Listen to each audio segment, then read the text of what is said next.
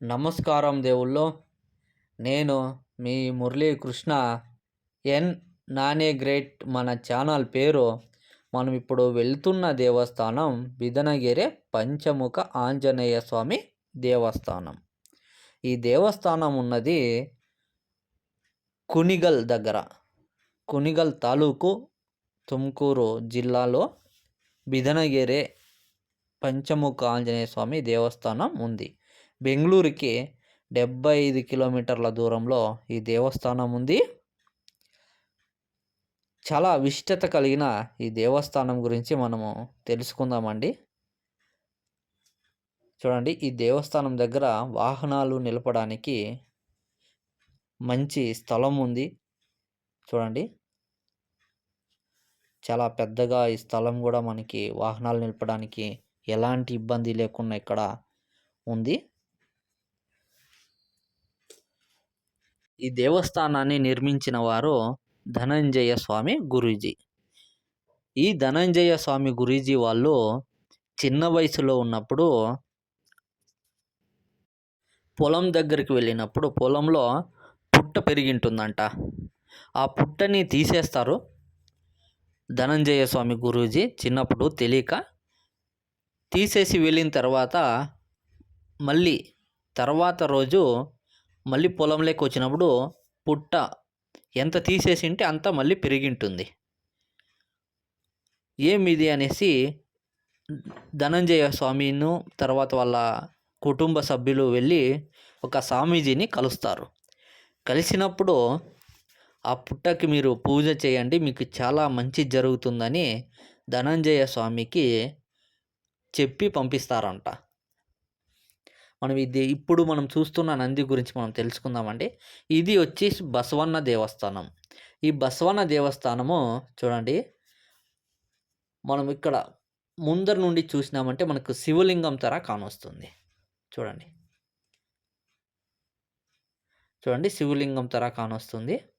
మనకి సైడ్లో నుంచి చూస్తే నంది తర కానొస్తుంది, నందీశ్వరుడు తర కానొస్తుంది. చూడండి, నంది తర కానొస్తుంది, బసవన్న తర కానొస్తుంది. చూడండి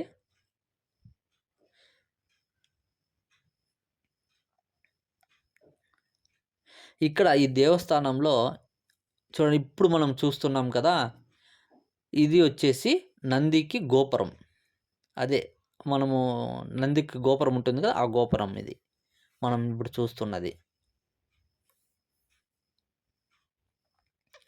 మనము ఆ నందికి 3 సార్లు తల ఆనిచ్చి మనసులో ఏదైనా కోరికలు ఆ నందికి మనము చెప్పుకున్నామంటే అవి నెరవేరుతాయని ఇక్కడ ఉన్న పూజారులు, మళ్ళీ ఇక్కడికి వస్తున్న భక్తులు కూడా మనకి చెప్తారు.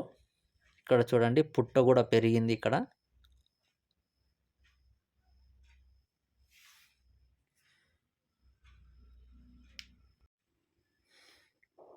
చూడండి, ఇవన్నీ నందికి సంబంధించినవే. ఒక్కో భాగాన ఒక్కోటి ఇక్కడ ఉన్నాయి. ఇక్కడ గోశాల కూడా ఉంది. చూడండి, గోశాల. ఇంకో విషయం ఏమంటే ఇక్కడ నిత్య అన్నదానము, ఎంతమంది అయినా రావచ్చు, తినేసి వెళ్ళచ్చు. నిత్య అన్నదానం ఉంటుంది ఇక్కడ. తర్వాత ధనంజయ స్వామి గురూజీ వాళ్ళు ఇక్కడ ఆ పుట్టకి చాలా ఏళ్ళుగా పూజ చేసుకుంటూ వస్తారంట.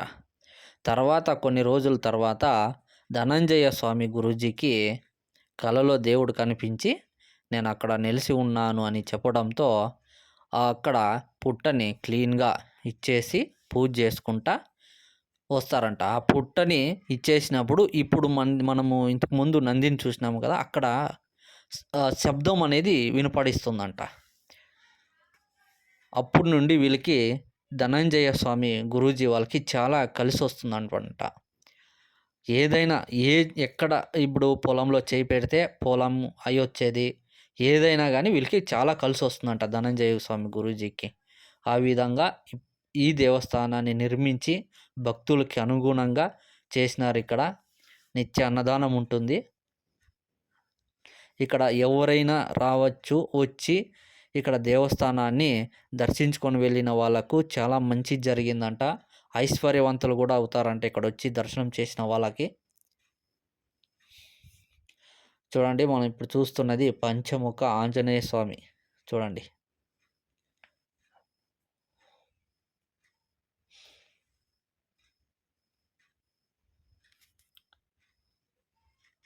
ఇక్కడ ఆంజనేయ స్వామి 161 అడుగులు ఎత్తు ఉన్నారు. పంచముఖ ఆంజనేయ స్వామి విగ్రహం ఇక్కడ. ప్రపంచంలోనే ఎక్కడా లేని విధంగా ఇక్కడ బిదనగిరి మాత్రమే.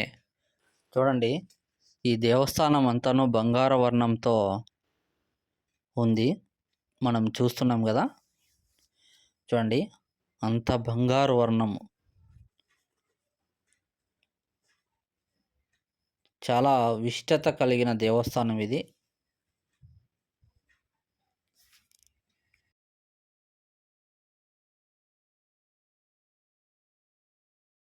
మన ఛానల్ని ఎవరైతే సబ్స్క్రైబ్ చేసుకోలేదో దయచేసి సబ్స్క్రైబ్ చేయండి, లైక్ చేయండి, షేర్ చేయండి, కామెంట్ చేయండి. ప్లీజ్ మన ఛానల్ని చూడండి, వీక్షించండి ప్లీజ్. మంచి మంచి వీడియోలు ఇంకా కొన్ని చేస్తాను నేను. ఇంతటితో ఈ వీడియోని నేను ముగిస్తున్నాను. నమస్కారం అండి.